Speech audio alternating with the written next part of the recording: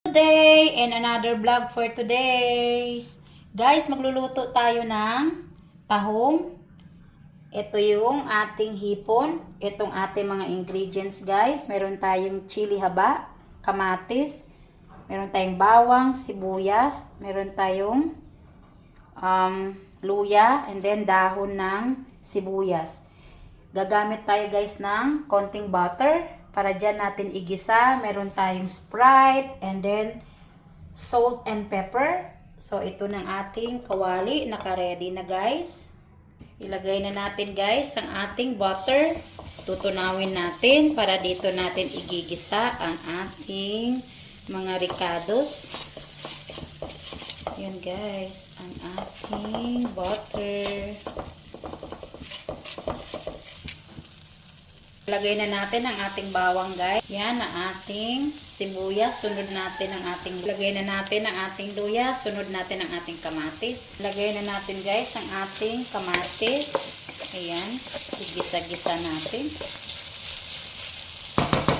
Then sunod natin ang ating tahong. Yan, guys, ang lalaki ng tahong.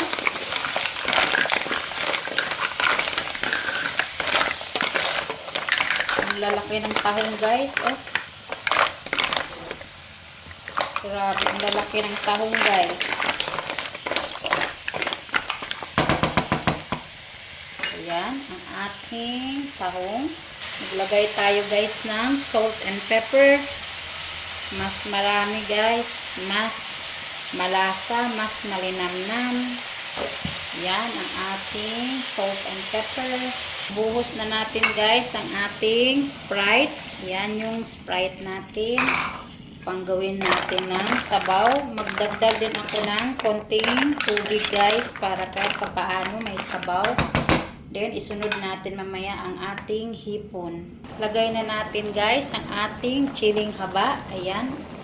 Sprite lang yung nilagay ko kanina. Nagkasabaw na. So mag-add lang tayo ng konting sabaw, guys. Konting tubig.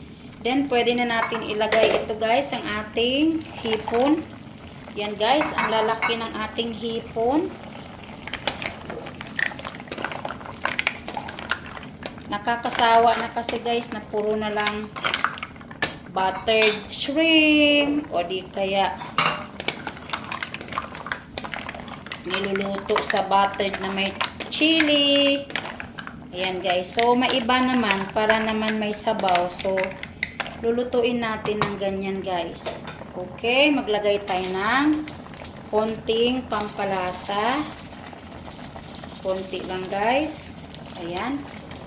So, yan, guys, ang ating tahong at hipon. Saglit lang naman ang luto niyan, guys, kasi mahirap naman pag lutong-luto yung hipon kasi matigas na siyang balatan. Yan, guys. Oh, and then isunod natin mamaya, guys, ang dahon na sibuyas. So yan, guys, luto na siya, guys. Ilalagay na lang natin, guys, ang ating dahong sibuyas. Yan, guys. Palutuin lang natin ng konti. Baka ma-overcook kasi, guys, yung ating hipon. Yan, guys, ang ating ulam for today's video. Timplado na yan, guys. So yan ang ating ulam. Ihanda na ang kanin.